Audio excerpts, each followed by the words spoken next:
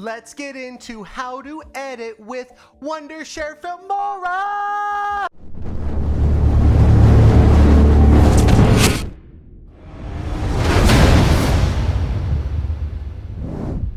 Hey everybody, and welcome to another tutorial video, and this week we're going to dive into Wondershare Filmora. Now, a couple things before we start. Something like that. This is going to be a 2 or even a 3-part video. I'm not going to be going over everything. I tried to cram it all into one video, but it turned out being like 28 minutes long.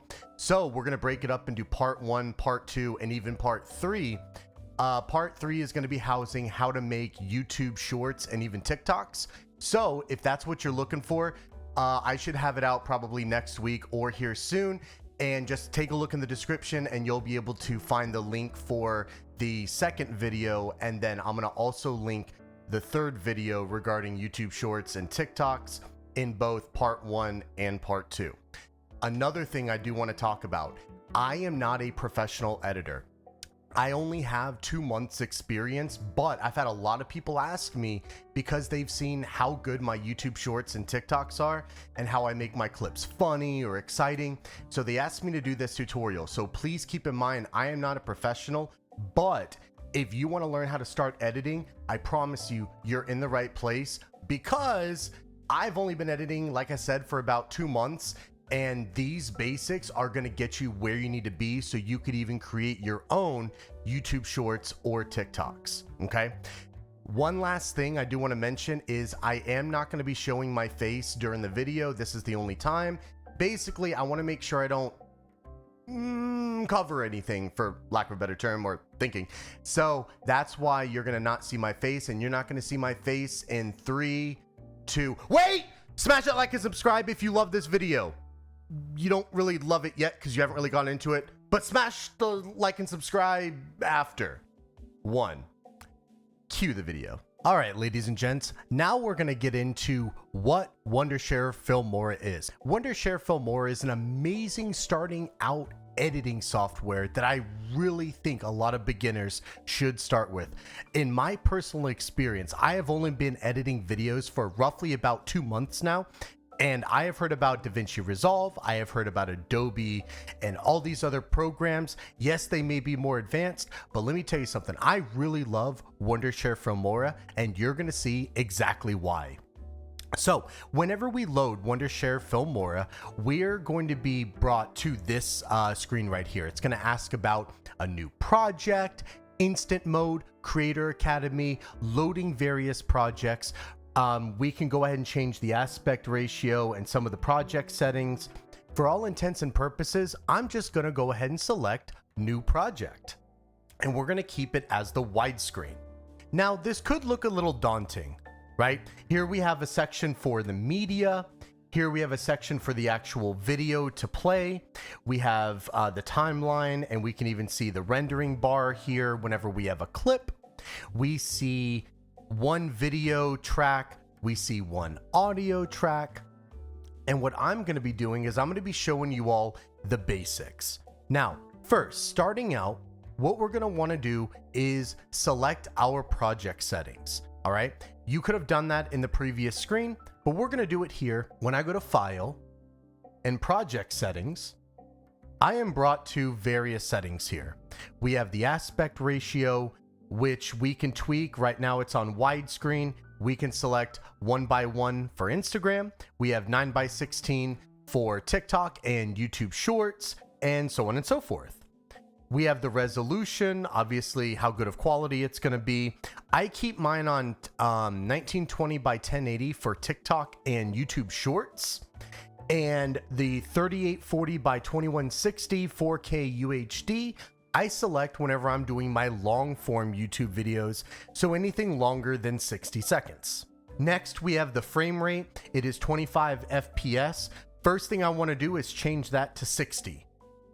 And then we have the color space. I don't even mess with that. Never have, never will until I'm probably a lot more advanced. Okay, but for all intents and purposes, we're going to keep this widescreen at 60 frames per second for the 1920 by 1080. Now that we have our settings where we want them, now it's time to upload the clip, because hey, that's why We're editing, right? It's our clip or audio. So there's one of two ways to get your media in here, be it a clip, be it an image, be it an audio file. You could do one of two things. You can click right here, the down arrow, and you'd be able to select whatever clip or VOD you want. Yes, I have hundreds of VODs saved over the year. Or what you can do is you can open a file explorer and then drag and drop, which is what I'm going to do. Now, once we drag and drop this, how do we actually edit it? This is kind of the waiting area. This is where you're going to store all of your media to be used in your clip. So you can either click the plus sign, and when you click the plus sign, it's going to ask you, it's going to kind of state that the media doesn't match the settings of the project. I always keep the project settings. There may be times where you may not want to. However, at least for this video, I'm going to keep the project settings, because it is able to upconvert it a little.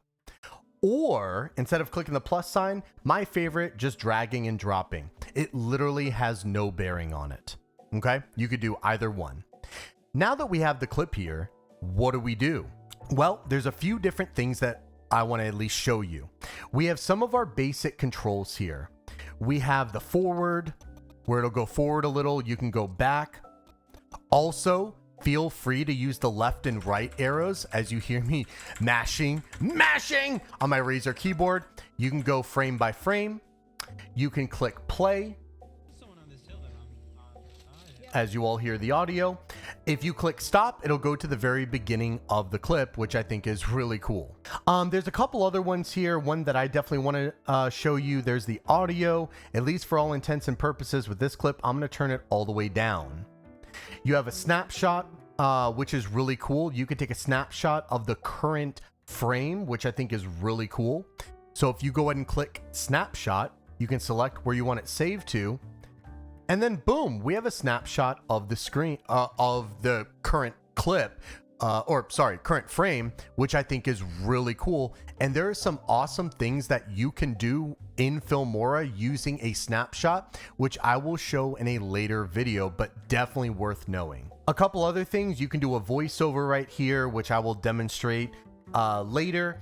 You can mess with the timeline here. So if you click and zoom to fit the timeline, as you see, it'll fit it, because if you click and drag this timeline, you can go from minutes and hours all the way to milliseconds and seconds, because there may be a time where you need to clip something or cut it at a particular millisecond or second.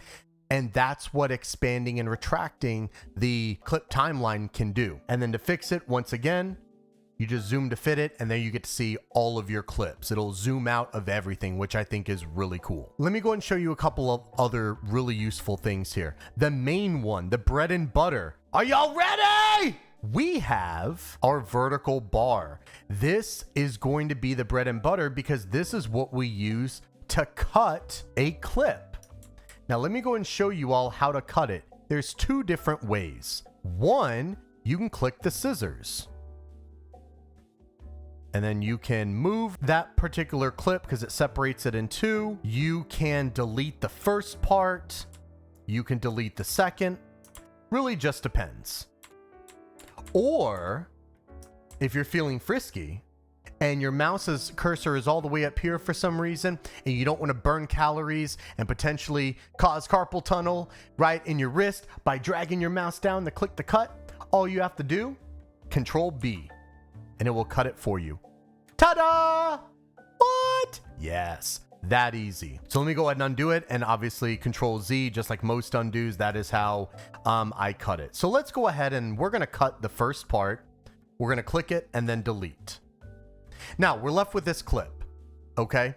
Now there's a couple other things that you can do. This is still going to be a bare bones Filmora demonstration. In my next video, I'm going to show you all a lot more effects and transitions and titles and so on and so forth.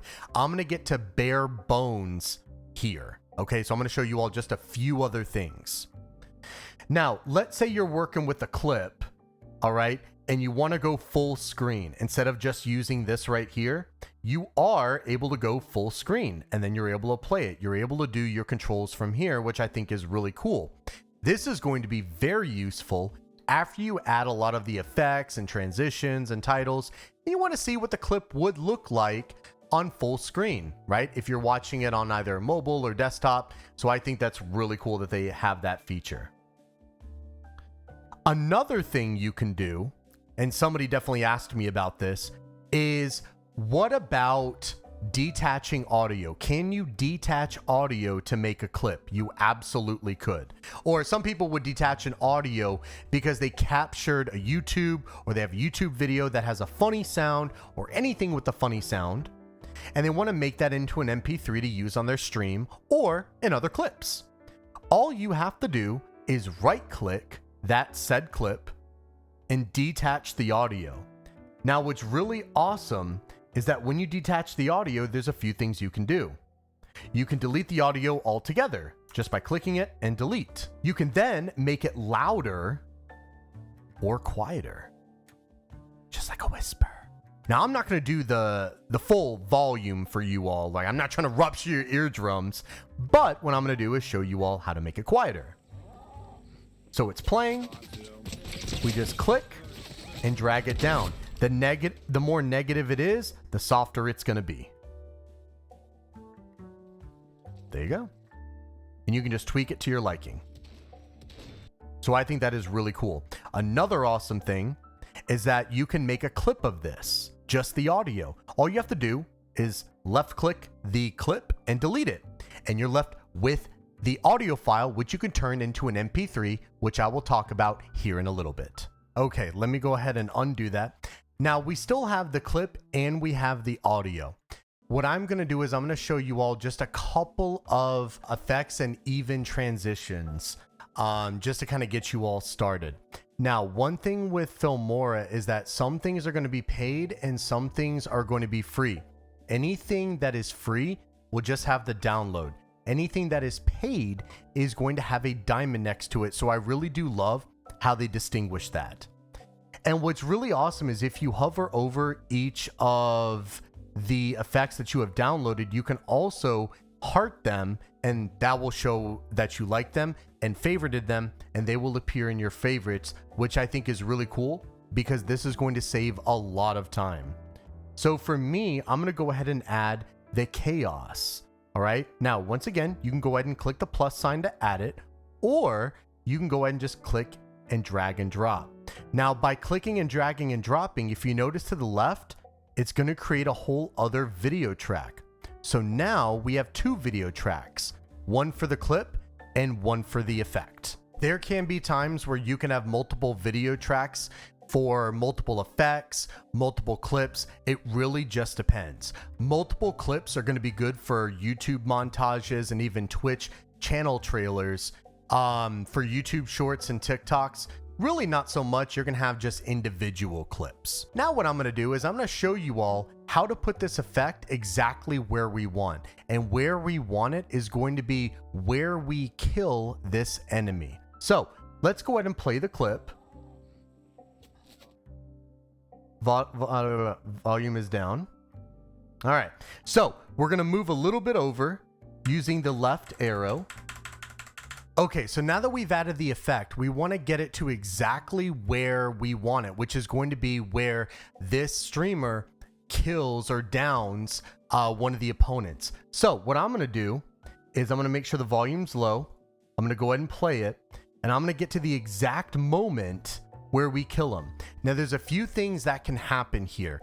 We can either go left and right on the keyboard, or we can expand, click and drag the timeline, and we can drag this vertical bar all the way over. Personally, I like to drag it as close as possible and then use the keyboard. So I'm going to drag it here until he's downed, until we see yellow. I'm dragging, dragging, dragging. Okay. Then I'm going to drag a little bit more to the left, and I'm going to hit right until we see the yellow. Boom, yellow. Now that I see the yellow, what I'm going to do is I'm going to zoom all the way out by clicking this button here, and then you can drag the chaos over. Now, another thing you can do is you can use what's called a mark. If you click in this space and hit M, you were able to create a blue mark as you see right here. And what's really awesome is that you can then just click the mark and boom, the vertical bar is going to appear right on top of it, which I think is really cool. And what's even more awesomerest is you're then able to drag the chaos all the way to the left and it will be flush against the mark perfectly, which I really love.